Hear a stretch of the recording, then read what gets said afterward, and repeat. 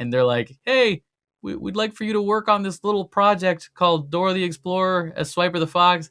Hey guys, it's Adam. I hope you're doing fantastic. Welcome to Do You Watch Anime, a show where I sit down with a guest every week and ask them, do you watch anime? And we go from there. And today, joining me is voice actor in such series as Dandadan, Undead, Unluck, Poketoon, and Dora the Explorer, Kevin Andrew Rivera. How are you today?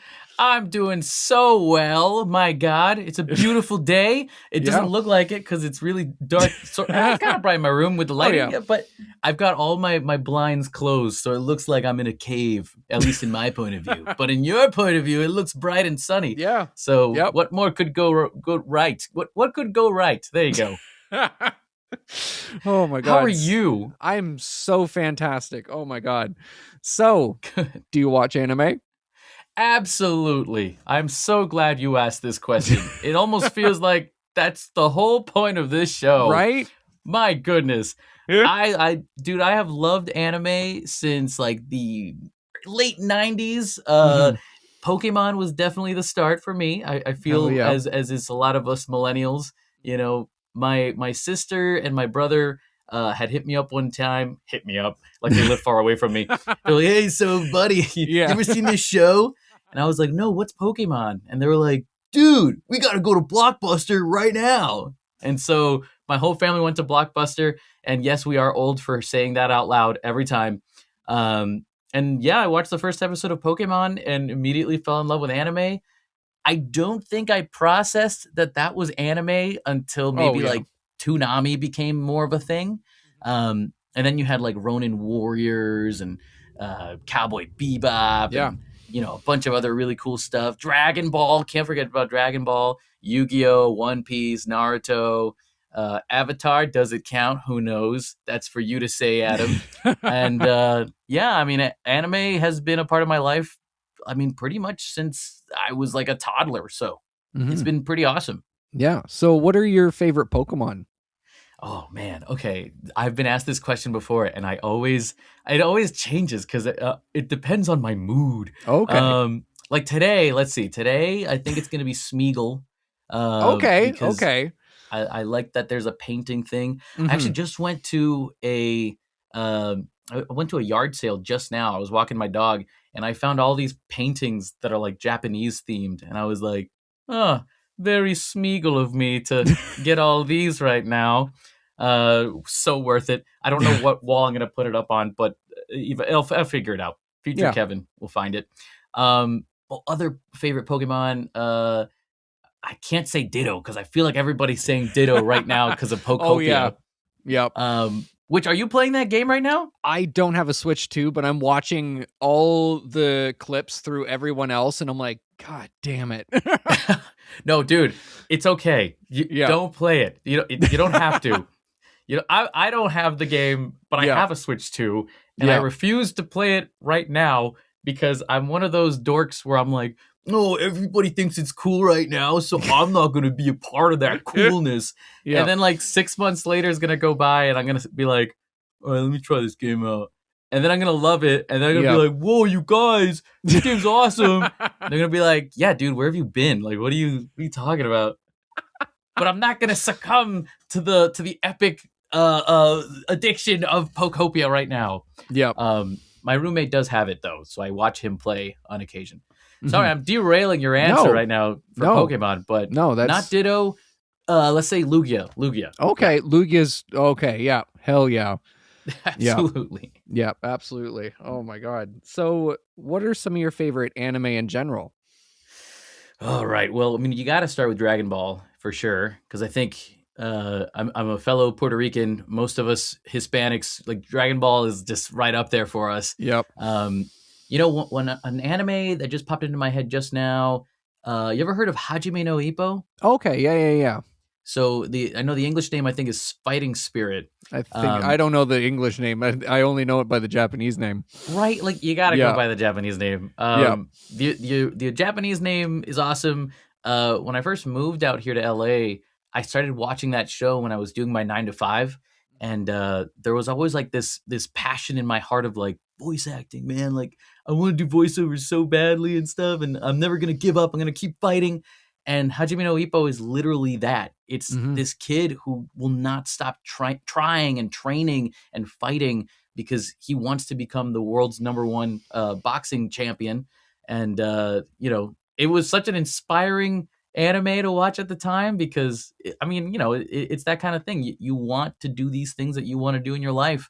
So what better to have inspiration from anime where they're hyper visualizing that idea, that passion.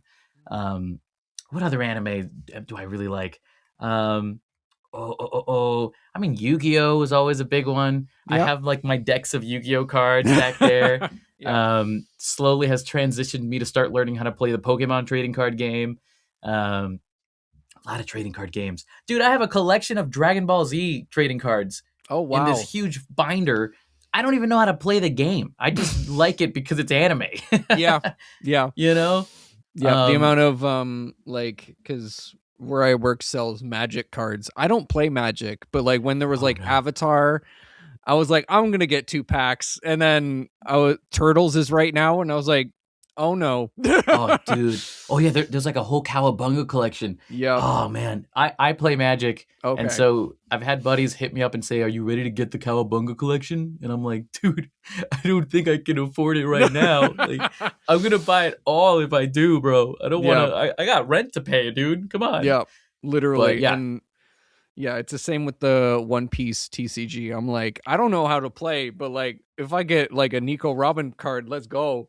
Oh, dude. I even just got a while back the Gundam card collection that I have over here. I didn't even know Gundam had a card thing. Yeah. But they do. I can't open this box because it's very childproof. But just imagine that there's a Wing Gundam in the very front. Yeah. Still don't know the rules. I just know that I have it. And someday I'll find another friend who has the same cards, and we'll try to learn the game together and fail miserably. It's gonna be awesome. Yeah. There's even like Freerin, JJK, and like Kaiju number 8 ones. What? Wait, yeah. Specifically, you're surprising me with Freerin. Why are there Freerin cards? That's awesome. I know. It literally we've been trying to find a box. We've been on the hunt to find a box that isn't $1,000. Oh my god, 1,000! Wait, whoa, why? Yeah. Oh my god. But Can I say, it's that show specifically is so awesome. I've only seen the first season, so no spoilers on season 2. But I would watch it weekly, and I'd watch it right at night, right before I go to bed, because it genuinely is a go to bed anime. You know, you'd watch it, feel really chillaxed, and then you'd fall asleep immediately after. And so I definitely have to start watching season 2 soon, because I think half the season's already out at this point, right? Yeah. Oh, are you watching it right now? Oh yeah, I am. Okay, is it still as good as they say? It's so good. It's so good. Because we wait for the dub. The first episode, I'm like crying because like it's one of my favorite anime ever, and literally I was like, it's back. I missed this. I missed them. Oh my god. Yeah, I'm just like, oh, it's back. My feelings are. Plus, Mallory does such a good job as Freerin. She's incredible, man. Yeah, literally. Also, I love hearing that the Japanese audience was saying like, "Hey, we genuinely like the English dub, like a ton, like just as much as the J." You know, so that's props to Mallory and the whole crew. That whole cast is killing it. Yeah, absolutely. And it's so nice to hear that from a Japanese audience. Like Gachi Yakata was another one that got a huge like popularity for the English dub, and I'm like, let's go. Oh my god. So what's a show that you could watch over and over and over again and not get sick of? Oh, dude. I mean, I want to say Dragon Ball. Like, that's the first thing that popped in my head. Like the first Dragon Ball Z. So, all right, here's how big of a fat nerd I am. I took the original Dragon Ball series and I video edited the entire series down. I got rid of all the dead air and I got rid of all the filler episodes. And so it is a 30-hour watch. It used to be 66 hours. Just to put into perspective, I watched all of it so I could cut it all down the pacing might be terrible because of how I've done it. Yeah. But now, anytime I want to watch Dragon Ball, like I'll go do laundry, right? And I'll come back home and I'll start folding laundry, and it'll take me like an hour because I wait way too long to do laundry. So I'm in my room like folding laundry, and I'll just pop in one of my Dragon Ball like edits and like fan cuts. Yeah. And it's like an hour 15, and I just watch it for an hour, and I get to just, you know, revisit that whole world all over again. Plus, like, dude, this took me like a year and a half to do. Yeah. So I feel like I have to be watching that show constantly. Yes. Definitely, right? Like you got to watch Dragon Ball, and then as soon as you finish Dragon Ball, or at least my version of Dragon Ball, I call it Dragon Ball Kai, but the prequel to Dragon Ball Kai. Dragon Ball Kai Zero. That's what there it is. You go. I'll call it that. Or Dragon Ball period Kai, because you gotta differentiate it from the Dragon Ball Z version. Yeah. But as soon as I finish that version, then I have Dragon Ball Z Kai, and then I pop that in afterwards. And yeah, man, you're just revisiting your childhood, and it's like this comfort thing where, like, you know, I already know what's gonna happen, and I still like get goosebumps when I see Goku turn Super Saiyan. Same thing with you know, sometimes with Naruto, like the original before Shippuden. Don't get me wrong, I love Shippuden.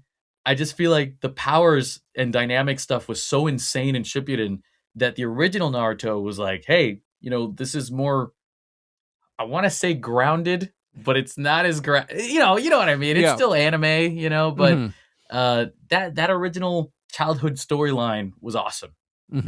Yeah.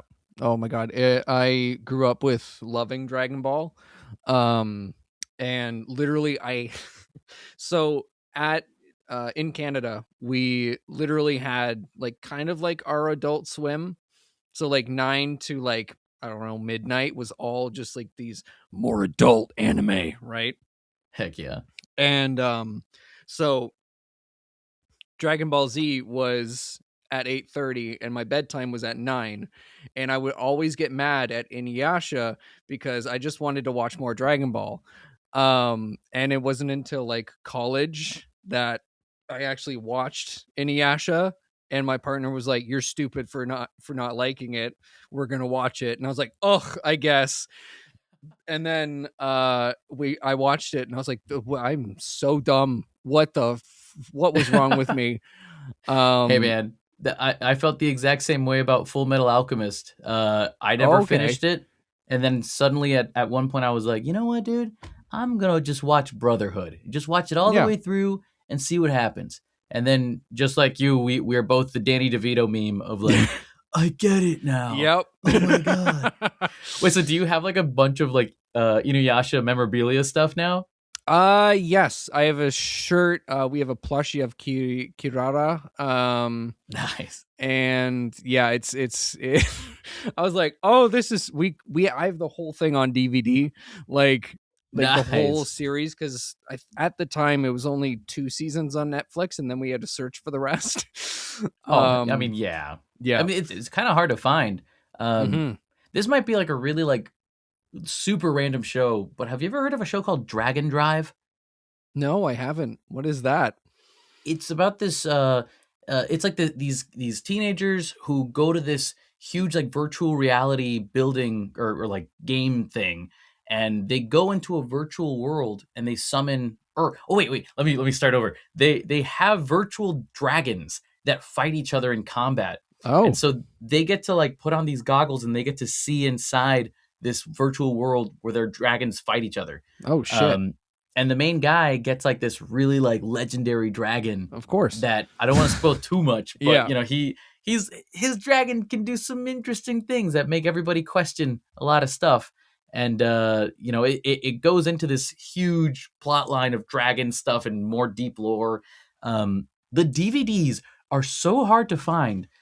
I have the very first half of the series as a collection on DVD, and I can't find the second half for the life of me. It's been over 15 years at this point since I've found that first one. That's great. Oh my God. Maybe someday I'll go to a con and I'll actually find the second half, but it's just so rare to find. You go anywhere on eBay or Amazon, it's usually sold out. You know what? I say that right now, and I bet you $1 million is going to show up now. And then I'm going to look the fool in front of you, Adam. My God.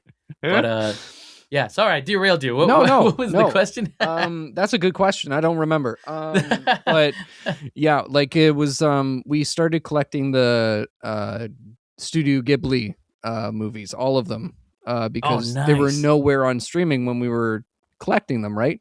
And we had just we were 3 away, and then Netflix is like, oh, by the way, all of them are on Netflix now, and I'm like, bro, great, thank you so much. But it's okay. It's okay because you should have the physical copy. Yeah, if you truly care for it. Exactly. 1 minute it'll be on Netflix, tomorrow it'll be on Peacock. Yeah, exactly. But I'm just like,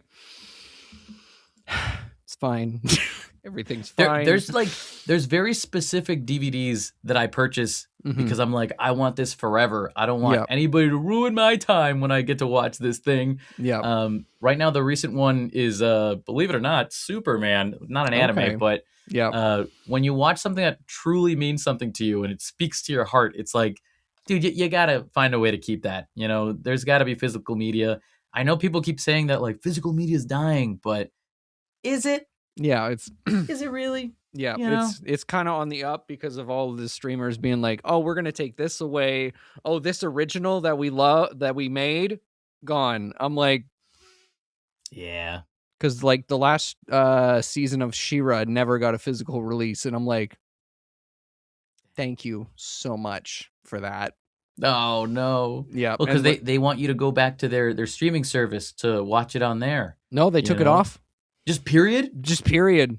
Yeah. Oh my God. Yeah. And when they took it off, the creator's like, just pirate it. Just oh my God. Screw it. Yeah.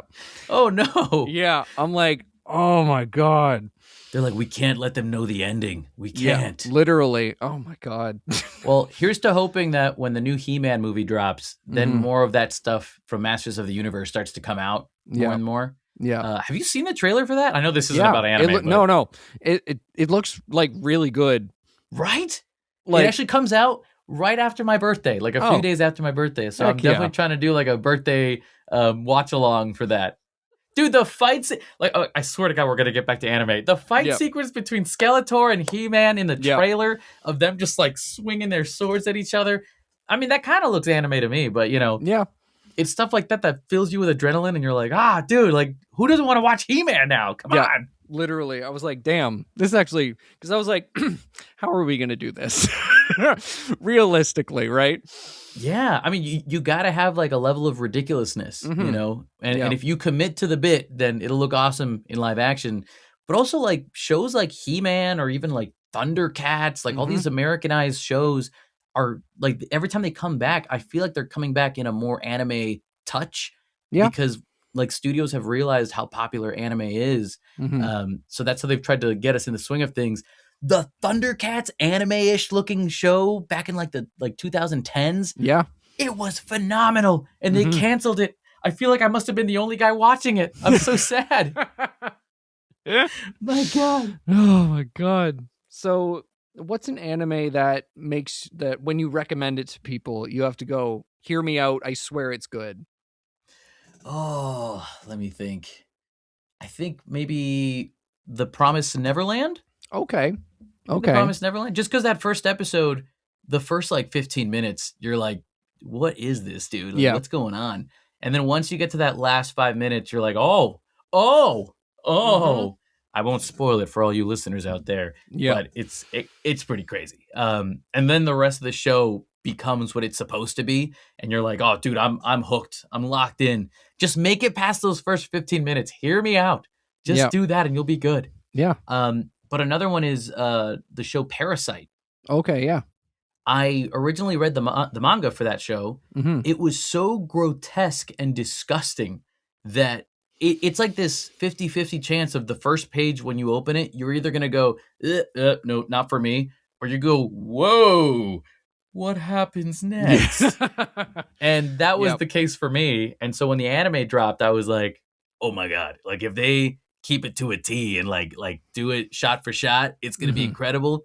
But also I think they did it, the manga came out in the 90s or in the 80s, I think, or late 80s maybe. And the anime dropped in 2014 or something like that. So they had to update a lot of the storyline. So everybody has cell phones with touch screens now, and there's like more high tech stuff in the whole show. Doesn't change the story too much, but like there's some characters with new character designs. Me personally, I'm a big fan of the manga design, but the anime was good too. I like the anime, and I know a couple of guys on the show that really did an awesome job on that. But yeah, I mean, it's Parasite for sure. If you give it a chance, it's got really good storytelling. I promise. Yeah. Oh my god, I remember seeing when I was first getting back into anime in college. I remember seeing the trailer on Netflix, I think it was, and I was like, "What the fuck is this?" And then years later, I watched it and went, "Oh, that's gross. I like that." Give me more yucky stuff, man. Yeah. That's weird because like when you see the really bloody, gory anime stuff, like you think to yourself, dude, they're just doing it for the sake of doing it. Ugh. But then it's like, no, watch it with more intention, and you'll see that there's messages behind it. You ever see the show Devilman Crybaby? Devilman Crybaby? Yeah. Devilman Crybaby. I haven't watched it yet, but it's one of my friend's favorite anime ever. Dude, I promise you, if you watch that on Netflix, like the latest one that they made. Yeah. If you watch it to the very end, you will sit there with your mouth wide open going, what the hell am I watching? Oh my God. And then it ends and you will have depression for like a week. And then afterwards you'll go, but that was so good. Like, it was so well done. Everybody go watch Devilman Crybaby. I swear it's going to be good. A lot of teenage stuff happens. Anyways, I'll leave it at that. I've heard of that. Oh, yes. That was like me after I watched Berserk for the first time, like the 90s one. Yeah. Dude. My God, I was like, what just happened? And like, whenever someone like talks to me and goes like, I'm going to start Berserk, I went, can I give you some content warnings before you do that? Because holy mother of God, I was not ready for whatever happened because I went in with nothing. Yeah. Oh, it's also interesting because the manga, the very first page of that story is, Guts making love to some lady. Yeah. And they show you like a full frontal thing and you're like, whoa, okay. Yeah. And then it sets the tone so well because then you flip the page and immediately this woman turns into this demon thing. And you're either hooked or you're done with this show as soon as you see it. Again, what's the name of that style of manga? Is it seinen? Seinen, yeah. Seinen manga? Yeah. Seinen manga, I think, has been up my alley now for the last 5 years. And I'm so happy about that because then you find out they're finally making an anime and the first thought you think is like, oh my God, they have the guts to do it. No pun intended. But like they're doing it. They're actually doing it. I can't wait. If there's no blood in this, it doesn't work. So come on, guys, get it right. Yep. Recently, Clavitas, the anime that came out, that was like filling a hole in that like dark fantasy vibe that kind of makes your stomach turn a little bit at points. Can you say the name of that again? Clavitas. Clavitas? That's a recent thing? Yeah, it was last year. It's fantastic.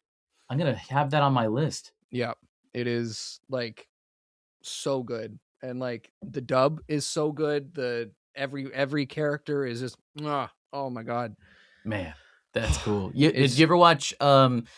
This really is just a whole hour of us being like, but what about? Yeah.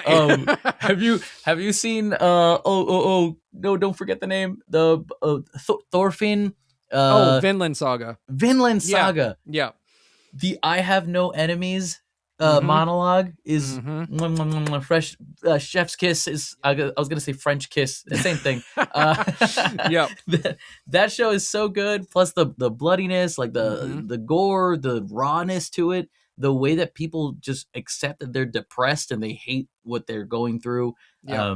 It's nice because a lot of anime I feel is very. We try to do a lot of black and white stuff of like, these are the bad guys, these are the good guys. But when you get an anime that's like, no, it's a gray thing. Like we have an in-between and everything's complicated. I think now that I'm 31 years old, my age, I feel like the complicated storylines have gotten my attention more and more. Yeah. And they're really, really, really cool. So yeah, Vinland Saga. I'm waiting for that next season to drop, dude. It's gonna be awesome. Yeah. It because I followed along with the manga after I watched it. I was like, oh, y'all are gonna hate season 2. Like it's all just a bunch of emotions and farming. Dude. It's so good. It's so good. So good. But I know that people who are like, doesn't it make you think of Attack on Titan in a way? Where like, well, I think it was like what the first 2 seasons was about the Titans, and then the third season was all about the humans, and then they went back to the Titans afterwards. Yeah. But like people were so like, I heard people online were complaining about how it was all about the humans, but like, dude, the next season doesn't work unless you let the humans have their relationships and build them, you know? Yeah. So, oh my God. Yeah. So good. So moving into characters that you voice. Yes. Manjiro from Dandadan. Ah, yes. What was your reaction to being cast in such a awesome show like Dandadan? Dude, I was screaming. I was I was sitting right here right now reading my emails, and I got that notification and I went,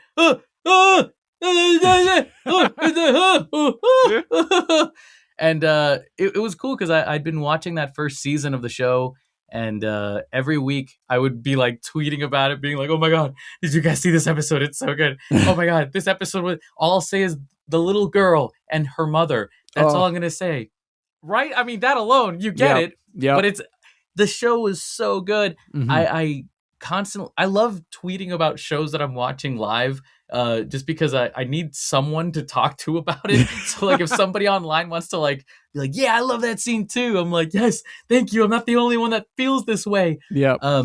So maybe I keep saying, out of some sheer luck, maybe somebody at Bang Zoom noticed how much of a fat nerd I was, and they were like, hey, Kevin, you want to audition for this thing? And I was like, oh, yeah, yes, that'd be kind of cool. And, you know, I received that email of like, hey, congrats, you booked this character. And again, screaming ensued, and immediately started looking up who Manjiro was and studying up on him, started reading the manga, even though I have this rule for myself, Adam, where if I start watching an anime for the first time and I haven't read the manga, I will only commit to watching the anime because I don't want to spoil the performance stuff that's to come. Because, you know, the way they give it to you might be different than how the manga does it. It's very similar to how when you read a book and then the movie comes out, you're like, that was great, but in the book, they did this. Like, I didn't want to be that guy. So I was like, let me just commit to the anime. And then when I booked Manjiro, I was like, okay, you got to read the manga now. Like, you have to. You got to at least catch up to what we're going to cover this season, you know? So it was a very cool experience to get the chance to work on him. You know, he's just kind of like this guy who's really chill and laid back and just wants to be a bootuber, you know, doing his headstands and whatnot. Yep.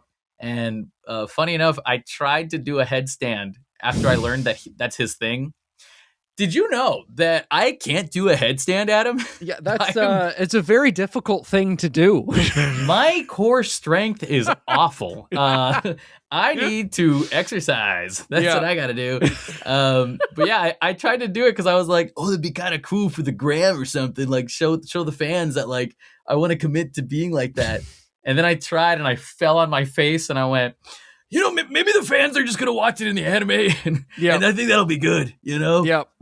But yeah, it was so cool watching him also do his kung fu stuff and martial arts and, you know, getting the chance to interact with, you know, Momo and Okarun. Like, again, coming from a fanboy who adored the first season, then you go into the second season, now you're in it, and now you're talking to the characters that you just watched. And you're like, oh my God, I'm talking to Momo. Oh my God, I'm going to help her learn about the serpent snake stuff. Oh my God, that's so cool. And, you know, the Bang Zoom is such an incredible recording studio and the guys behind the scenes. Big shout out to Alex Von David, Keely Pearson, one of the engineers. They love this content so much. And you feel that when you go in the booth and you work with them, because they're so collaborative on what they want to make happen. They want it to feel magical. They want to make sure that we all have that collaboration, that input in the work. Manjiro is such a silly, like quiet guy that the more we kind of committed to that, and that really did become the joke for him. But then he becomes so cool because you realize he's the adult in every conversation. Yes. Even with Granny there, he's like, lady, like we have to do this thing to these spirits, because if we don't, your friends are going to die. Mm-hmm. Like we have to do that. Yeah. I'm calling the shots now. Yeah. And she's like, okay, whatever you want. So I'm looking forward to seeing what Manjiro does in the future, because I know he shows up eventually. Yeah. I hope he never shaves his unibrow. No. Because that unibrow is chef's kiss. So good. I mean, French kiss. Yes. It's so beautiful every time. Yep. Oh my God. But yeah, Manjiro, Dandadan. Can't go wrong with those theme songs either, man. I have them stuck in my head. God, the first season opener is still one of my favorites. 100%. Oh my God. Also, the guy who does the music for that show, he did the opening for Mashal, I think, right? Yeah. With the brim bum bum brim bum bum. Yeah, creepy nuts. Yeah. I just want him to do the theme song for every anime now. Yes. Like they're gonna have to pay him a lot more now, because that man is killing it. But man, it's good stuff. Really, really good music. It's actually. I'll leave you with this one last thing from Manjiro. Mm-hmm. Every time I'd go to my session, in order to do my vocal warm-ups to just get ready for these character stuff, I would play the Dandadan theme song from season 1, just to like get myself hyped in the mood for it. Yeah. So then by the time I'd get there, I'd be like, all right, guys, Dandadan, Dandadan, Dandadan, let's do this, guys. Come on, man. Boo-tuber, baby. Yeah. But yeah, God. Really, really, really cool experience. I love it. Oh my God. So, what is your favorite part about Dandadan as a series? Oh, dude, man, I feel like you're gonna have like harder and harder questions as this next couple of minutes goes by, and you're gonna make me start sweating because these are harder questions. Can you say the question one more time? Yeah. What's your favorite part about Dandadan as a series as a whole? Oh man, I like the zaniness of it. Mm-hmm. I really like the zaniness of it. I love shows that can make you laugh and then cry by the end of the episode. Yeah. The things about Dandadan, like they have supernatural stuff happening the whole time. But then at the heart of the series, it's about a boy and a girl that are in love, or that are falling in love with each other. Mm-hmm. It's a beautiful thing. And like Abby Trott and AJ Beckles, they are doing such an amazing job in the English dub as well. And, watching them with their chemistry on, in the anime is such a cool thing to witness. Just awesome to listen to. But yeah, when they touch upon those, like the insecurities or the validations that they need from each other, or the fact that they do care about each other, even when they don't want to say it out loud. Those are the moments that touch my heart. That's why the thing with the little girl and her mother, like scenes like that, we just witnessed these epic battles of ghostly powers and supernatural alien stuff. And then you have this thing where the mafia shows up. Okay, no more spoilers on that, I swear. But it's so cool because you see those background stories. I'm normally not a fan of too many flashbacks in anime, but I realize it's only... I'm okay with it if it's done really, really well. And Dandadan is one of those shows that does it really, really well. So yeah, there's my 2 cents on that hard question. Yeah. What's the next hard question, Adam? So you voiced Chikara in Undead, Unluck. Oh, dude. How would you best describe his character? Chikara is a very anxious kid who just wants to make others happy, needs to fight his own anxieties and fears in order for him to become the hero he needs to be. Mm-hmm. Chikara was actually one of my first really bigger anime characters that I got the chance to play, and it meant the world to me. It was one of the first times where I got an email that made me bawl my eyes out because I was just so excited to be a part of something like that. I think Chikara is me myself, I do have my own anxieties, and so going in to record for him was almost it felt really easy, but also really nerve wracking because I wanted to get it right, you know, and just knowing that you don't want to let people down is a really big thing, and I love that about Chikara because you can just relate to that. Not just me, but I think a lot of us, a lot of fans. I've gone to conventions just as a guest, or not a guest, as a fan, just because I want to go to conventions to visit. And I've seen people dressed up as Chikara, and I've gone up to them and been like, "Dude, I'm Chikara's voice actor. Like, that's so cool. Like, I can't believe you're even dressing up. Like, I'm glad it's having such an impact on people that they can relate to him as a character." I hope we get to see more of him soon, because it would be awesome to revisit him and see what he's been up to. I have read a bit of the manga stuff, so I do know some crazy things that happened to him between now and then. I care about him so much. I don't want him to suffer, but I think the whole point of this show is like there is a lot of suffering, but it's all for the sake of humanity and saving everybody, trying to make sure we don't blow up the world, it's a really, really, really wonderful character to work on. So how did you approach him from an acting perspective? It was super easy because I was just as anxious as him. Dude, because that was my first time really working on that type of character, and also really getting the chance to have repetitive work in dubbing for anime, which I'm sure you've had plenty of voice actors on here talk about how difficult it is to simp, or not simp. It's very easy to simp, dude. I wouldn't recommend it, but it's very easy to sink. Yeah. It's very easy to, no, it's not easy to sync. It's very difficult to sync. What am I saying? The amount of technical skill that you need to sync to lip flaps is very difficult. That alongside trying to match the energy of the original Japanese voice, and also just trying to add your own thing into the mix. Funny enough, if you watch episode 12 of Undead Unluck, when Chikara first shows up, the first line or two was me trying really hard to be as close to the J as possible. And then Tony Oliver, who was my director, was like, breathe and like, remember to do your own thing. Like, you are the character. And I went, and immediately the third line, I locked right in and I went, all right, we got the anxiety out of the way, which still worked for those first two lines. Yeah. And then Kevin did his take on Chikara, and hopefully did right by the original Seiyu. I believe his name is Ayumu Murase, who is a wonderful, talented individual as well. But yeah, I was so anxious, though, that nervousness stayed in Chikara throughout those episodes. Plus, like, I love screaming.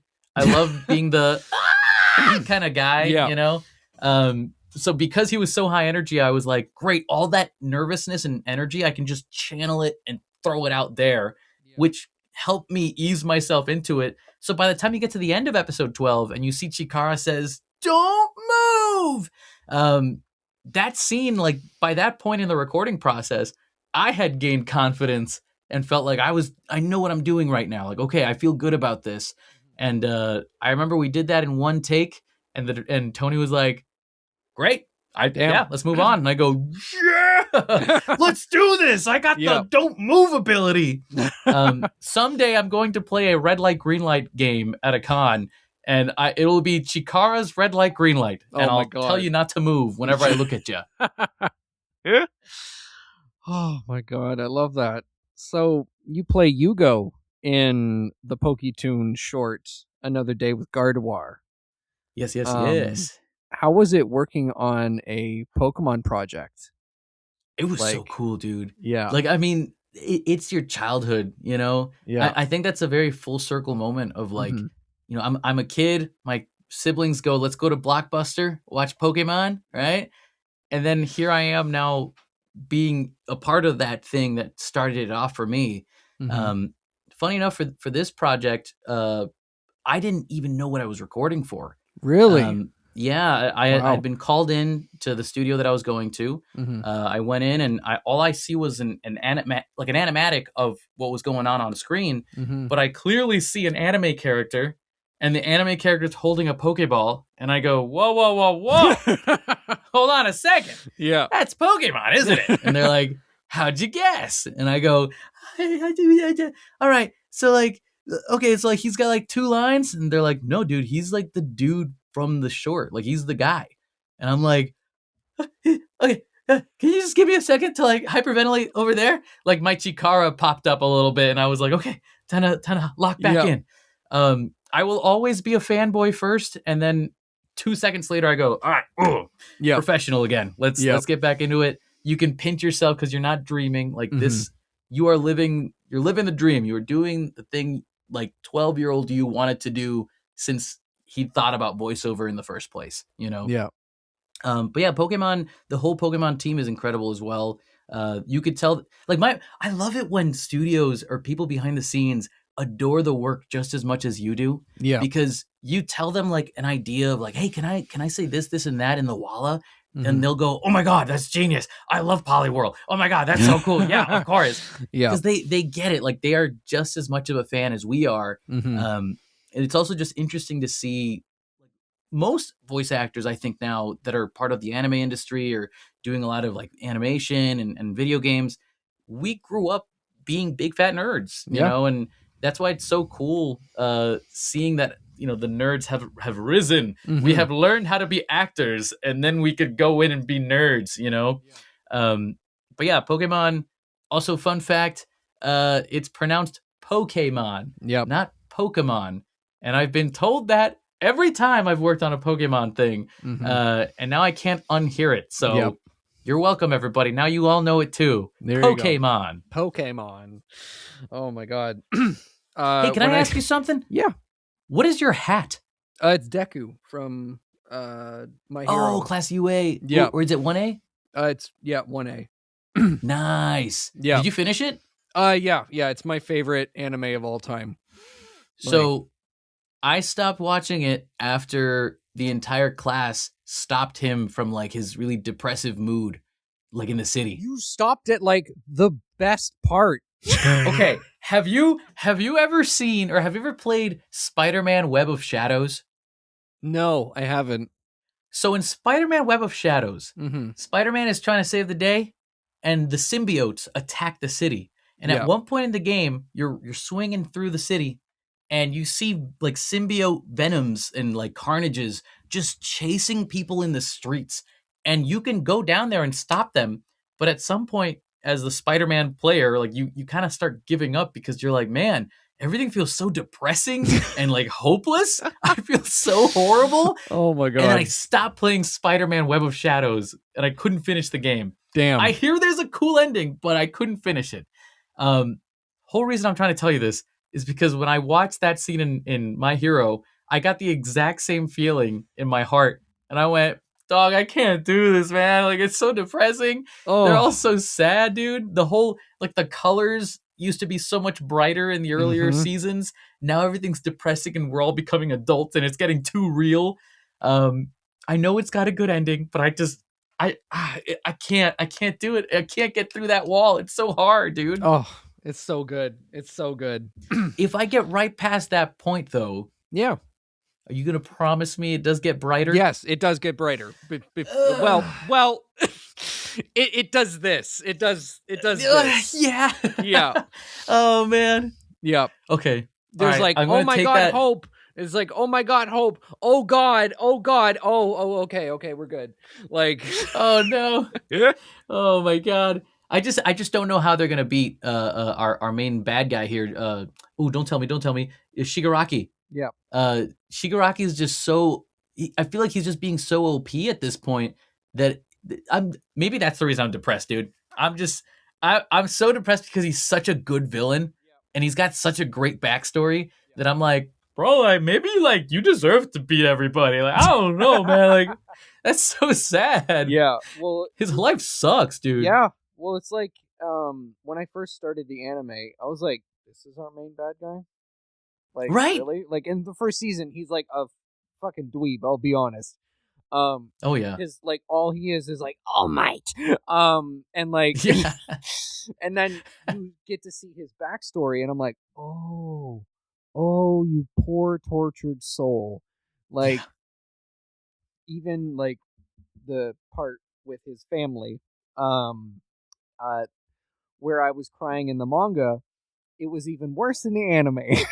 Oh, do you think it was worse in the anime than in the Like, manga? I was crying harder in the anime because there were noises being Oh, made dude. by certain familiar things that I was like, I'm trying not to spoil anything, so No, I'm no. just like, Yeah, but I know what you're saying because I've yeah, seen this part. yeah. It's I was like, you very, rat very depressing. bastards, putting that in the little sound. Oh, He could, dude, like, if they wanted to, I would love to see a spin-off of Shigaraki just having his own show. But again, I don't know what happens to him in the end. I'm assuming he's gonna die, maybe, but don't confirm anything. who No knows? confirming. I don't know. I don't know. But yeah, I'm like, dude, you. I want to see an anime about a villain that becomes a worse villain and then eventually stops becoming the villain Yeah. because he realizes his ways are wrong. But maybe that's Vinland Saga. Who knows? I don't Who know. knows? Who knows? Oh my gosh. Sorry, I totally derailed No, you. no, you're good. You're good. You know what? I'm just trying to avoid the hardest questions you're about to ask. So going from anime to Dora the Explorer, you voice Swiper.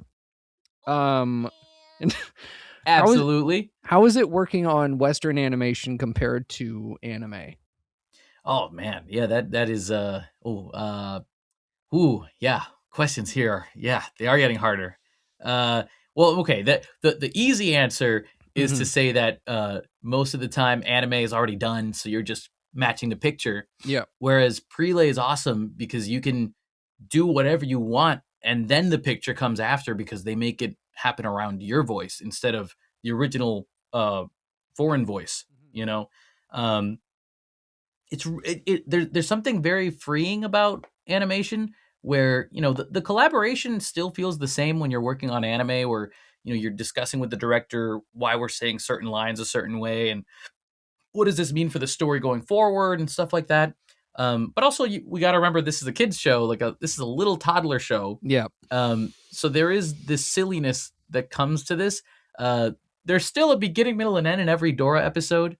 It's just a matter of finding out who Swiper is in this series, which he's this mischievous little guy.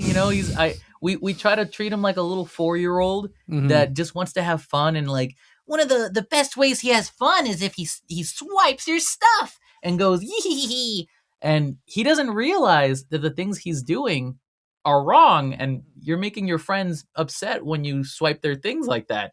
But he doesn't know any better because he's just a 4-year-old, Yeah. And he truly is the best way to show kids what it means to share with your friends and think about others before you take your steps forward.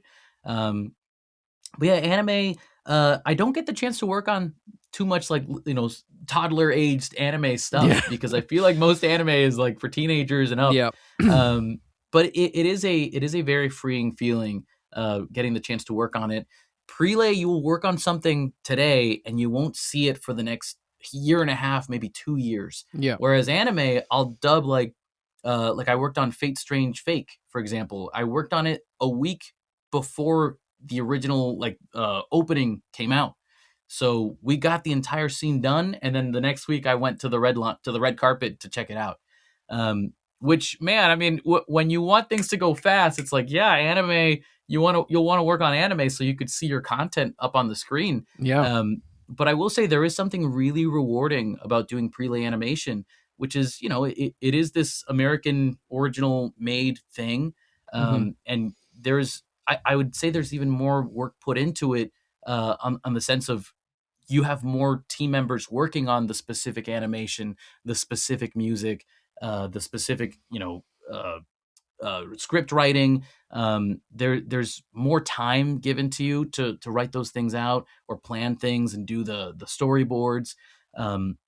Because again, for anime, there is this thing of, because it's the second language to work on it, we only have a budget like this and we have this much time for you to get it done because the original's already done and we're ready to put it out. Now it's your job to hurry up so we can make this worldwide. I'm curious to hear the Japanese Swiper the Fox. That'd be kind of cool. I think I saw online somewhere that the guy who does Swiper the Fox in Japan is also the voice of Sonic the Hedgehog. And I was like, oh my God, like good for him. My God. God damn. It's cool because it's, you realize your work is in good hands because they're going to hear your English stuff and then they're going to dub you. I'm like, whoa, what a weird feeling to hear that because I'm so used to doing it the other way around. But yeah, animation, prelay animation is a lot of fun. Definitely has its ups and downs just as much as the anime stuff as well. But both are very fun industries to be a part of. So what was your reaction to being cast as Swiper? Screaming again. Yeah. Remember when I screamed for Manjiro? Yeah. This time I was screaming and running in a circle in my apartment.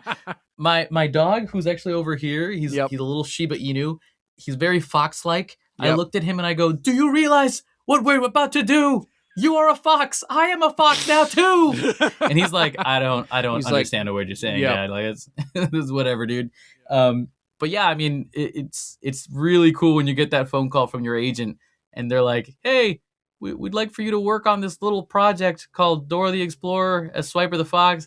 And I go, oh, okay, are you free? Did you mean to call me? And my agent's like, yeah. Anyways, let's congratulations. And I'm like, can I hang up and cry now? Yeah, you can do that. Okay. Oh man. But yeah, it was a very, very good day when that happened. And the harder part is, again, because Prelay doesn't come out for like 2 years. Yeah. I can't tell anybody for the next 2 years or something like that.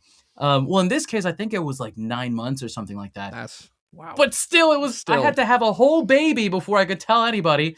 And that's not going to happen anytime soon, Thank you very much. Yeah. But yeah, I mean, it's awesome. It was such cool news. There are only a limited amount of roles that have made me scream and cry like that, and Swiper was definitely one of them. Here's another fun fact. I actually got the chance to speak to Mark Weiner, who's the original voice of Swiper. Oh wow! He sent me a little plushie. That's sick. Gave me a little signing here of his plushie, and he was really, really wonderful and really had kind things to say about the series and the character, and gave me a few pointers.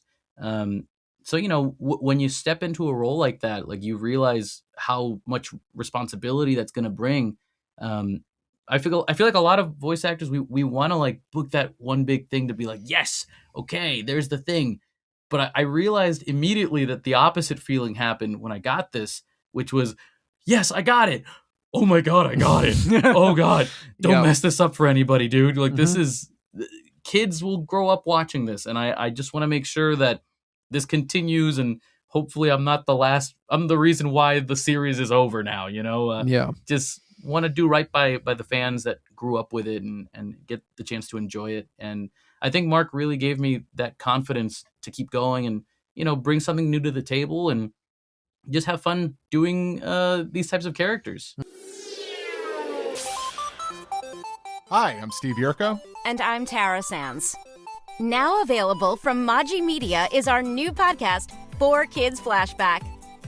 4Kids is the company who brought you the English dub of Pokemon in the late 90s and so many other shows like Yu-Gi-Oh!, Shaman King, Teenage Mutant Ninja Turtles, Kirby, the infamous One Piece dub, and so many more. We'll be talking to the people who worked at 4Kids. Actors, directors, writers, editors, producers, engineers, you get the point. And hopefully get the answers to questions both you and I have about the company. I actually worked there as a voice actor on some of the shows. And I was a kid watching the shows and remember way more than Tara does. And thank God for that. Steve is actually a professional storyboard artist, which gives some really unique insights into anime and animation. Subscribe today wherever you get your podcasts. That's the number 4 Kids Flashback. Hey guys, welcome to the Patreon portion of today's episode. And if you want to join the Patreon, there are a few different tiers, like shoutouts on the episodes, as well as exclusive videos and behind-the-scenes content, and so much more, and even the episode a day early. Thank you to Gio, Keith, Blythe, Bunny, Mikey, Sheba, and Brooke. And if you want to join the Patreon or find out more, the link will be down below. And yeah, back to the episode. Mm-hmm. Yeah. Oh my God. So what's been the hardest lesson you've learned since becoming a voice actor? You son of a... Let me see. What's been the hardest thing I've learned? Say it one more time for me. My doo-doo pee-pee brain actor brain is it is not activating right now. What's been the hardest lesson you've learned since becoming a voice actor? It is the who. Okay, hold on. Words are fun. I think when we first start, we want to rush and get everything done as fast as possible because we want to do X, Y, and Z. And the truth is, everything we want to do never happens, but other really cool things happen so long as you keep working hard towards what you want to do. Like, for example, like the Sonic the Hedgehog thing, like one of my biggest goals is like, hey, I want to play Sonic the Hedgehog. But the truth is, Sonic runs so fast that I'm never going to catch him.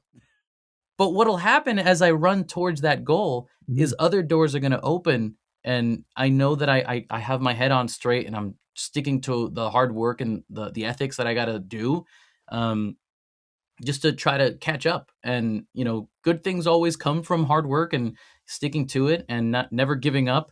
Hajime no Ippo taught me that as well. You know, I think taking the time that you need to get the work done. Patience is very difficult to have, especially when you start out. But for me, I've been doing this since 2016. It's been 8 years now. It's been 8 years now. Wow, that's crazy. That's really, really crazy. No, it's been 10 years. What am I doing? My math is awful. Did I mention I'm a doo-doo pee-pee actor brain? You said 2016 and I was like, you said 8 years. I was like, that's not right, but I'll allow it. Yeah. Man, you need to call me out on those things. I need to be called out more often. But yeah, I mean, I've been working in this industry for 10 years. And if you had told Kevin in year 2 that it would take him all these years to do the things he's wanted to do, I think that Kevin might have given up because he would have seen how much work I would have had to put into it. But I'm glad he didn't know, because you know, you keep on working and you keep studying and you keep looking towards what you want to achieve. And so you keep moving towards that thing, and you're just crazy enough to chase after it that when you finally do, you're like, oh my God, I got the thing. Oh my God, look at all the stuff I did just to get that to happen. That's so cool. And now there's this gained confidence of like, if I keep doing this now, imagine what's going to happen in the next 10 years, you know? In the next 10 years, I will be 12 gophers in a movie. It's going to be fantastic. And Adam, when we do our interview again in 10 years, I'll tell you all about those 12 gophers and what it took to play those characters. Did Kevin know he was going to play those 12 gophers? He wasn't sure he would, but there he is doing it then, you know? I don't know. Hopefully that answers your question. No. That's what was kind of the push to go towards voice acting? For me, it was knowing that I wanted to do acting first and foremost. When I was in college, I went to acting school, and my professors asked me at the time, like, what do you want to do with this degree? And I hadn't thought about that because I just knew acting was something I wanted to pursue. And as the years kind of went by in college, like I was really fortunate to really think about that because I took the time to ponder what it was I truly wanted to do with that degree. And it wasn't until one of my professors gave me a microphone and said, hey, audition for this game that the school is doing in, you know, the electronics department of the school. And so I did. And then I booked a character for those games. And I was like, hey, this is pretty cool, you know? That and also, you know, slowly but surely realizing that anime and voiceover has always been in the zeitgeist of my brain. Like, I mean, I remember finding out Sean Schemmel's birthday on his birthday. Like when I was like in middle school, I remember I was just sitting in my, like watching Dragon Ball and being like, who's the voice of Goku? Sean Schemmel. Today's his birthday. And then I went, oh, voice acting's kind of cool. forgot about that. I'm in college. One Punch Man comes out, and I start seeing Max Middleman and Robbie Damon talk about stuff at cons and at panels. And I was like, man, they look like they're having such a fun time, and they get to talk about their acting work. And like, they get to really geek out with people who care about it. And that's awesome. Cause like, I feel like as an actor, you want to create art that like affects others and starts conversations, you know? So seeing them do that online made me start deep, researching all of them and then everybody else that came after, until eventually maybe I was like halfway through college and was like, yeah, I think voiceover is what I want to do. And then, I started hyper focusing on it the rest of college. I told my professors, hey, I'm moving to the West Coast. I was in Connecticut at the time, and my professors were all like, are you sure? Like, everybody in the East Coast. Why would you want to start over? And I'm like, because I'm crazy. That's why. And I don't know. Like, I think when you really love something, you go to the place where everybody else loves it as well. And it's not hard to find those people and find your community, because, you take a voiceover class and you find 16 students that all love Dragon Ball Z just as much as you do. And then you go, dude, like, you all care about this. Let's go hang out. Let's go help each other out. Let's uplift each other, because, all tides, what's the phrase? All sails get lifted by one tide. There's something like that. There's a phrase there somewhere. Yeah. But you know what I'm saying. Yeah. So I think it's a really beautiful thing to get the chance to, go after those opportunities. And it's also just a good thing that I knew that that's what I wanted to do by the time I had the money to, saved up to move to LA and chase after what I wanted. There's a lot of things you have control over when you want to chase after something, but there's so many things you can't control. And that's the part I hope everyone can recognize and say, hey man, if it's out of my control, I just got to figure out what I can do for myself to just keep doing what I want to do, Yeah. Oh, I love that. So the harder your questions get, the more complicated my answers are going to be, dude. I love it. What's a moment in your career, whether it be voice acting or otherwise, so far, that's made you realize this is exactly where I want to be? Oh, dude. You're really great at this. Thank you. I just want you to know this. A moment. Give me the question one more time. Oh, good. Adam. Oh, good. What's a moment? You get like $12 for every time you ask me a hard question. I owe you so much money. I wish. What's a moment in your career so far that has made you realize this is exactly where I want to be? Oh, dang. Oh my gosh. Adam. Like my cop-out answer is talking to you here right now. My God. No. I can't give you that. Yeah. Let me see. Oh, no, not to say this is a bad thing. No. This is beautiful. Yeah. Let me see, because I gotta, let me think. I think maybe, dude, I don't know. I don't have an answer for that. I should have thought this through. I should have asked you to send me these questions ahead of time. That's what I should have done. Smart Kevin, but this is poo-poo doo-doo pee-pee brain Kevin. Maybe I think working on Swiper was one of the moments after when I first got into my sessions for the first time for Swiper. And the director, she was trying to help me out and guide me through the process of working on this type of character. And at one point, I think she had said to me, like, hey, like just so you know, like this character is now yours. Like for this time being, like you get to do what you want to do for him, and you get to play.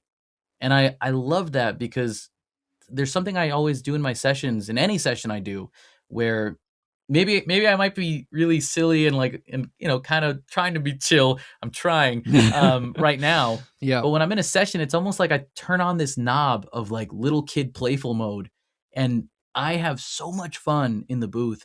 I would argue some of my directors might go, yo, dude, are you good? Like, did you drink an energy drink before you got in here? Yeah. Which the answer is yes. But it's nice because I when you go as big as you possibly can, it is this forgiving thing of like, I'll give you all the energy you want, and now you can tell me how to tone it down, and I can do that. And I think hearing that from my director at that time was very freeing, because it makes you realize all these rules that we set up for ourselves as actors or as human beings just living our lives. These are rules that were just made up so that we could all be good, and you can break the rules sometimes. It's a weird metaphor, but it's, there is a little bit of freedom when someone goes, yeah, you're allowed to break it. You can break the rule. Do it. Like once I was given that validation of like, go nuts, dude, then my mindset was like, I can do anything. Like I can do anything I want, as so long as I'm doing right by others, and it's awesome, because then once you're able to have fun, then you can help the rest of the team have fun as well. And that's what they're there to do. We all want the space to be a comfortable setup for all of us. And once you do feel that comfortable, like the sky's the limit when you get to play and play these characters. Working on Manjiro, it's crazy because you hear him being like this the entire time. But I was a little schoolboy in the booth working on that, laughing and making poo-poo pee-pee jokes with my directors, and you have fun, and then you get back to it and you lock in and you get the job done. And at the end of the day, it's like, I can tell people, oh man, this is like the most fun job ever. There's so much work that you have to do that fun stuff, but first do the work, then you can have fun. But yeah, I think that answers your question, right? I think definitely. So. Yeah. Well, thank you so much for being on. Oh my God, of course. Man, are you kidding? Anything that I get the chance to be a part of, whether it be an interview or a session, visiting conventions, you got to give it your all, man. You got to put 120% into everything you do, because, you only live this life once, and you got to make it count. You got to make sure to remind the people around you that you care about them, that you want everyone to have good energy. It's just such an important thing. And we spend too much energy being sad about things and being negative about things. Go on social media and you can see all the negativity pop out. Sometimes people kind of just need a little hope, There you go. And did I mention Superman's my favorite superhero? He's my favorite superhero as of now.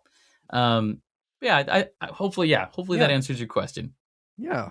So where can the lovely people find you online? You can find me on all the social media platforms with the handle at Kevin A. Rivera VO.